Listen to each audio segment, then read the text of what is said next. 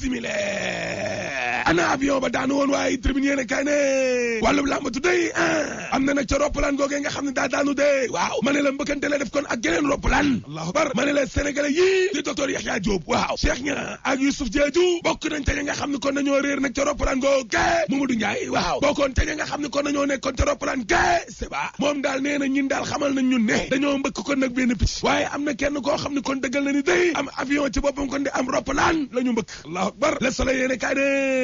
réerug roppalaan googee Sénégal Air waaw waa ANACIM day dàquñ na kon ay roppalaan yoo xam ne kon dañoo mbëkkante L'Observateur ne taxawal nañ na genn kuréel kon di ab cellule de crise la waaw ca aéroport b wàllum aéroport googee doy na waar Le Quotidien yéene kay ne juróom-ñaar ci ay doomu adama waaw nee nañu may daal di réer allahu akbar te moo ni day am na ci ñaar ñoo xam ne nag kon seen xam-xam daa màcc ci wàllu woowee nekk kon Sénégal Air googee waaw xam le woon nañ carrément ne gis nga appareil yii waaw seenu mbaax nañ leen ko xool qualité appareil yo waaw Libération yéene kay ne dëgg la roppalaanuk docteur gi la daanu kon ci waaxu Sénégal waaw mbir mi kon musiba mbaaba ku ma la dee waaye tamit scandale kon am na ca lëf la allahu akbar parce que waa ANACIM day nekk ca aéroport est-ce que xam nga kañ la ñu woo police ak gendarmerie ñaari waxtu ginnaaw kon mu musiba mbaaba ku ma googee xewee mu waay ma ne la ANACIM googee kayit gi nga xam ne nag joxaat nañ ko kon avion ba ne ko mën ngaa naaw te avion ba kon am ay jafe-jafe technique yéene kaa gi ne looloo jaralaat nag ma ne la ci ban base fan la inspecteur u ANACIM yoo yee teg jël kon am certificat jox ko roppalaan googee di avion ba ne ko mën ngaa naaw fan lañ ko teg xëj ne nag kon kilifa yi comité bi nga xam ne kon nag moom lañ teg kon ci aéroport gee muy enquête de police wala gendarmerie waaw xam naa kon dinañ leeral mbir moo mais li leer ba leer mooy le populaire nee na moo ñuy jox juróom-ñaari doomu aadama yi nga xam ne nee nañu may réer nañ kon ca mbir ma ñetti sénégalais la ñaari dawal ko tuk algérien benn congolais ak benn doomu France boo xam ne kon dafa feebar te jigéen la libération yéene kay ne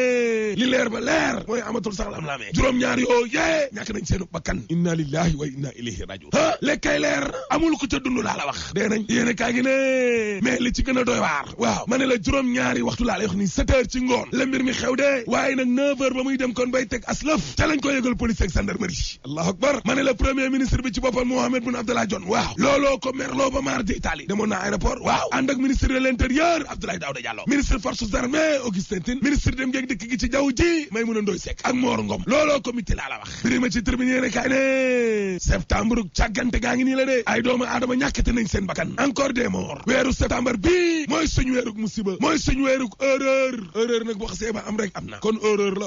ma ne weeru erreur baa ngi ni le weeru càggante gaa ngi ni le parce que nag ñaar fukki fan ak juróom benn cooruk septembre bii di ñëw waaw ca la ñuy màggal fukk ak ñetteeluk anniversaire suuxu bato la Joola allahu akbar bato boobee waaw nga xam ne lu ci tollu junni ak juróom-ñetti téeméer ak juróom benn fukk ak ñett 1863 morts allahu akbar te loolee gouvernement bee ko wax de suñ doon compter ñe dee ca baso boobee feesoon dal waaw xam nga ne ëpp na lii te wani ñuy àddoon ni le mës suñoo wax ne di ko def même bu dee sax ci jamonoy nguur ak Abdoulaye Wade day nangu woon nañ ba yëkkati kon xaalis daal di koy ndàmp njabootu ñi nga xam ne ñoo loru kon ci suuxu bato la Joola googee xanaa ñuy am njortu gu rafet rek ne mbir mi leeral ga ca war danañu ko def la Macky Sall def day grand place tey na mooy xanaa dalal Cheikh Diallo Cheikh Diallo mi nga xam ne nag moo yoroon communication Karim Wade day Macky Sall dalal na ko benn député dëggal na ko de ne àllarba ji ñu génn la de L'Observateur ne Macky Sall day dalal na Cheikh Diallo waaye dalal na tamit kon Aliou Sow député ba ci grand place te ko may ma yeggali jamono ji nga xam ne kon Abdoulaye Wade nag ma ngay xeex ak Macky Sall mbir mi mitti lool sa jamono jooje la Cheikh Diallo kon doon dem nag ca kër Macky Sall ma le rawatina tey ji nga xam ne Macky Sall mooy président sénégalais yëpp sénégalais yi bëree bëri ña ngay signé nag pétition Aïda Mbodj ba tribune yéene kaay ne Aïda Mbodj day jël na kon huissier cabinet ba maître Bernard Sambou waaw ngir nag mu daal di koy càmbaral xoolal ko waaye tamit ñaata nit a kon signé pétition boobee nga xam ne day xeex teg loxo bi nga xam ne kon teg nañ ko loxo Karim Wade mi la te mbir ma jaarul yoon Aïda Mbodj dafa jaar yéene kaay gi ne